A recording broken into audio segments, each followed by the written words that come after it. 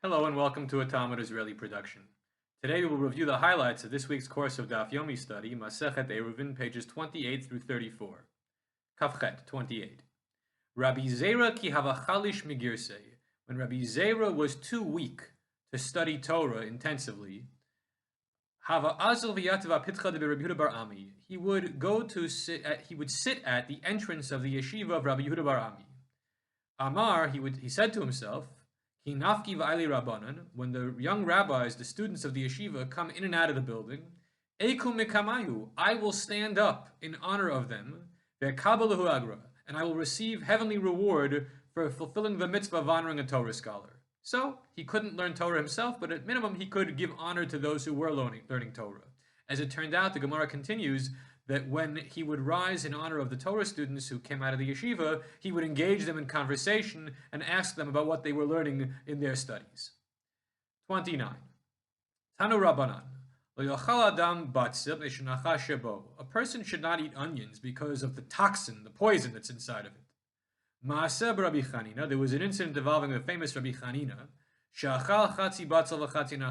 that he ate half of an onion and half of the poison that's in the onion. He got sick, and he was going to die. He was gravely ill. His colleagues, the sages, requested mercy for him from heaven. They prayed to God that Rabbi Chanina should live. He lived. And the reason why he lived is because the hour needed him, meaning the community needed his piety and his scholarship, and they couldn't afford to lose him, and so therefore from Shemayim, from the heavens, there was mercy, and he lived. Lamed, 30.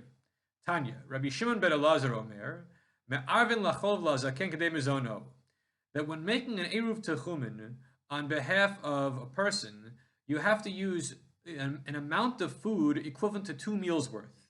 Well, every person has a different sized appetite and eats a different amount of food per meal.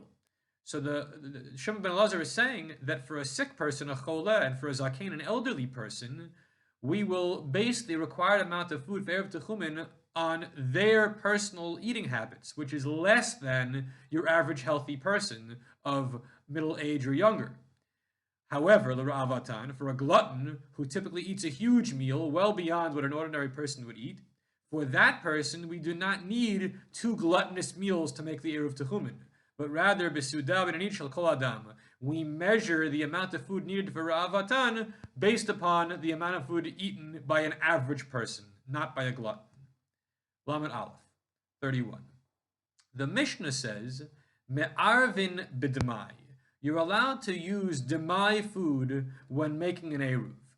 Well, demai is food that you buy from an Am Haaretz, and we don't know whether or not the Am Haaretz separated the required tithes, Truma and Masrot, and so therefore under rabbinic law, when you buy from an Am Haaretz, from an unlettered person, this kind of food stuff, you have an obligation under rabbinic law to separate some of the Masrot.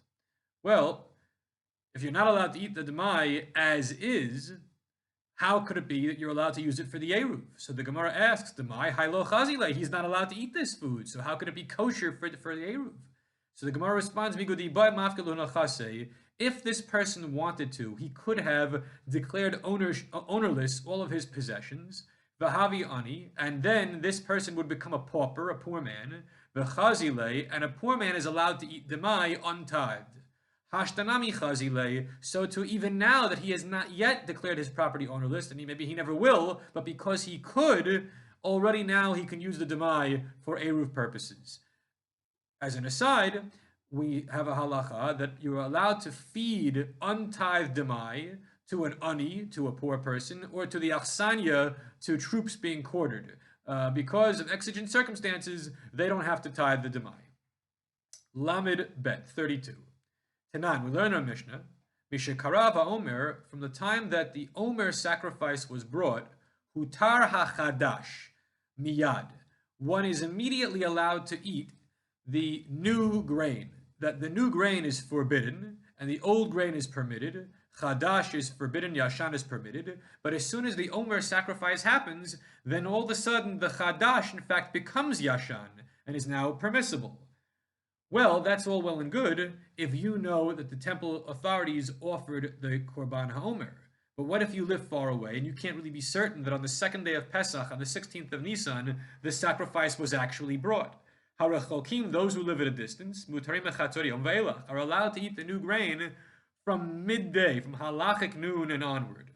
So the Gemara wonders, well, why is that allowed? And the answer, because we can rest assured that the temple authorities, the court, does not act negligently or delay and are not lazy and irresponsible in carrying out their responsibilities. So because we count on them to be observant with alacrity, it must be that by halachic noon, the Omer was already brought. Lamed Gimbal, 33. What happens if you put an Eruv food item on a tree? Mitano ba'ilan. Well, Chachamim Omrim, the sages say, Kol makom she'asur litlo, if the Eruv food is placed anywhere where you are forbidden to retrieve it, ein Eruvo Eruv, that Eruv food item is invalid, and the Eruv is ineffective. Now, a tree is largely off limits on Shabbat and Yom Tov. As a rabbinic decree, a gzeira, lest you tear a branch, or something of that sort. And so if you were to suspend the Eruv food item on a branch of a tree that you could not access lawfully on Shabbat, that is not going to be a valid Eruv. 34. There is a machloket Tanaim, a Tanaitic dispute, between Rabbi Yehuda Hanasi and the Rabbanan, the sages, about the status of performing rabbinically prohibited actions during the twilight period on Shabbat. That there are many things that under rabbinic law you're not allowed to do on Shabbat. Well, is that true for the entire 25-hour period that we observe, from candlelighting hour until Havdalah, 25 hours later? Or does it only hold true starting from when it is definitely Shabbat, meaning when it gets dark out on Friday night, as opposed to when the sun goes down Friday afternoon? Well, Rabbi says, Kol davar shemishum shvut lo gazu alav ben hashmashot. Anything that's only rabbinically prohibited, the rabbis did not prohibit in the twilight hour on Friday. Whereas the rabbis say, Kol davar shemishum shvut, anything which was rabbinically prohibited on Shabbat, gazu alav ben hashmashot, the rabbis did prohibit even during the twilight hour, and so that in this view, you could not do anything off limits already from the hour of candlelighting. Everyone have a great week.